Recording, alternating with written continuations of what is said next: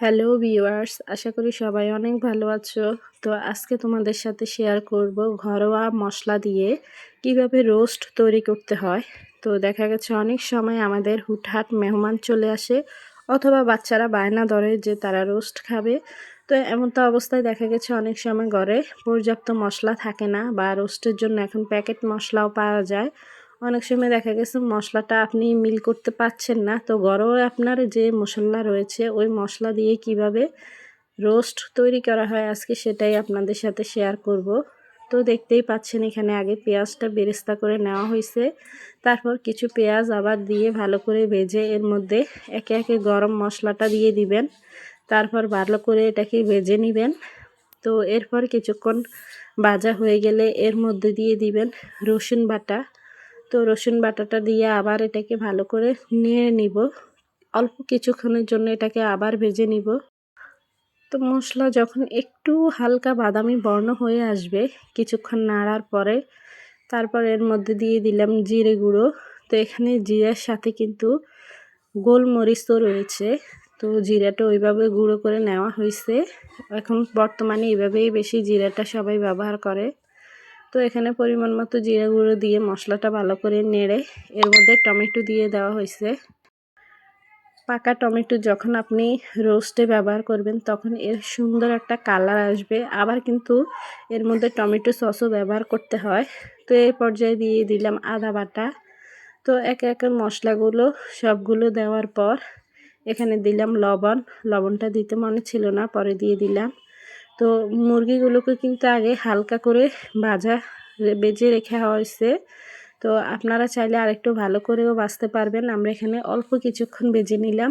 তো এরপর এটাকে মশলার মধ্যে আবার কিছুক্ষণ কষিয়ে নিয়ে এর মধ্যে দিয়ে দিলাম মরিচের গুঁড়া।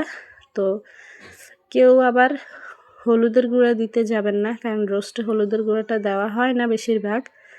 তো এরপর এখানে টক দই দিতে হবে, যেহেতু বাসায় টক দই যদি আপনার না থাকে আপনি নিজেই টক দই বানিয়ে নিতে পারবেন অল্প সময়ের মধ্যে। এই যে লিকুইড দুধটা আছে অথবা দুধের গুঁড়ো যদি থাকে, দুধের গুঁড়ির সাথে আপনি আস্ত একটা লেবুর অর্ধেকটা চিপে দিবেন, এভাবে টক দইটা বানিয়ে নেবেন। তারপর রোস্টে দিয়ে কিছুক্ষণ নাড়াচাড়া করার পরে আপনি স্বাদ মতো চিনি দিয়ে দিবেন। রোস্টে চিনিটা ব্যবহার করা হয়, এতে স্বাদটা দ্বিগুণ বেড়ে যায়। তো এ পর্যায়ে এবার দিতে হবে দুধ। তো অনেকেই বেশিরভাগ দেখা গেছে যে রোস্টের মধ্যে আপনি যদি নারকেলের দুধটা ব্যবহার করেন তাহলে এটা খেতে ভীষণ টেস্ট। বাসায় যদি আপনার নারকেল না থাকে তখন তো আপনাকে কি দিতে হবে, তখন আপনাকে এইভাবে লিকুইড দুধ থাকলে দুধ দিতে হবে, অথবা দুধের গুঁড়িকে লিকুইড করে ওইটা দিয়ে দিতে হবে।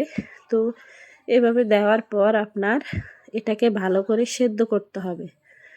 তো এই পর্যায়ে আমরা দুধটা দিয়ে দেওয়ার পরে আবার ঢাকনা দিয়ে এটাকে সেদ্ধ হতে দিব। তো এখানে সেদ্ধ হওয়ার পরে এর সাথে এখন কিন্তু আমাদের মুরগিটা অর্ধেক মতো হয়ে এসেছে। তো এরপরে আমরা ঘি দিয়ে দিলাম। ঘিটা দিয়ে দেওয়ার পরে এটার ঘ্রাণ কিন্তু খুব সুন্দর হয়ে আসবে, যেহেতু মশলাগুলোর কারণে পানিটা একটু তরল দেখা যায়। তাই এখানে 2টা টোস্ট আমাদের সবার বাসায় থাকে, অথবা পাউরুটি থাকলে আপনি পাউরুটিকে ছেঁকে শক্ত করে টোস্ট করে ওটা গুঁড়ি করে দিতে পারবেন, আর টোস্টটা দিলে বেশি ভালো হয়। একটা টোস্ট আপনি গুঁড়ো করে এর সাথে দিয়ে দিবেন, ফলে হবে কি আপনার ঝোলটা একটু গাঢ় হবে, খেতে ভীষণ মজা হবে। এরপর দেখতেই পাচ্ছেন এখানে দিয়ে দিলাম টমেটো সসটা দিলে এর স্বাদটাও বাড়ে এবং কালারটা আরও সুন্দর হয়। তো একটা সুন্দর কালার এবং এটা খাওয়ার যেই দুইটার ইয়ে এটা আনার জন্য, কম্বিনেশন আনার জন্য আমরা এখানে টমেটোর পাশাপাশি আবার টমেটো সসটাও ব্যবহার করলাম। তো রান্নাটা কেমন হয়েছে অবশ্যই সকলে জানাবেন, খেতে কিন্তু ভীষণ